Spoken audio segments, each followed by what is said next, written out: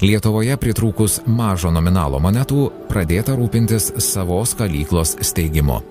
1936 metais priimtas naujas monetų įstatymas, kuriame numatyta kaldinti auksinę 50 litų 4 nominalų sidabrinės ir 6 nominalų bronzinės monetas. Naujoms monetams kaldinti Kaune akcinės bendrovės Spindulys patalpose buvo įsteigta Spindulio monetų kalykla. Jos vedėjų paskirtas Jonas Kareckas. Oficialus kalyklos atidarymas įvyko 1936 m. birželio 16 dieną. Ta proga nukalta paauksuota 1 cento suvenyrinė moneta ir specialioje dėžutėje įteikta Lietuvos prezidentui.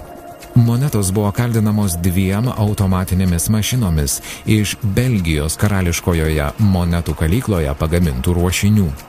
Viena kaldino bronzinės monetas, antroji galingesnė sidabrinės monetas. Mažų nominalų bronzinių ir sidabrinių monetų buvo nukaldinama iki 100 vienetų per minutę. Didelių nominalų sidabrinių iki 75 vienetų per minutę. Spindulio monetų kalykla nukaldino daugiau kaip 23 milijonus vienetų šios laidos 5 nominalų monetų. 10 litų su Vytauto didžiojo portretu buvo nukaldinta apie 720 tūkstančių. 1 cento monetos nukaldinimas kainavo 2 centus, o 10 litų 3 litus. Pelnas už kaldinimą atitekdavo valstybei. Auksinė 50 litų moneta nebuvo nukaldinta. Nebuvo kaldinamos ir 10, 20, 50 centų monetos, nes Lietuvos bankas pakankamai turėjo jų atsargų. Visų monetų modelius sukūrė skulptorius Juozas Zikaras. Yra išlikę ir kiti Juozo Zikaro sukurti modeliai, pagal kuriuos monetos nebuvo kaldinamos. 2 5 centų modeliuose su 1935 metų data pavaizduoti skirtingi dekoratyviniai motyvai, stilizuotos rūtos ir avižų šakelės.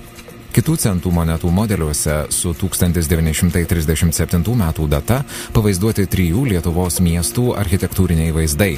10 centų modelyje atvaizduotas Klaipėdos švyturys, 20 centų Kauno rotušė, 50 centų Vilniaus katedra ir Gedimino pilies bokštas.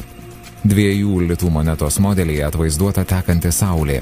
5 litų modeliuose skirtingų variantų Jono Basanavičiaus portretas. Buvo nulipdytas su kitokiu tekstu ir 10 litų modelis.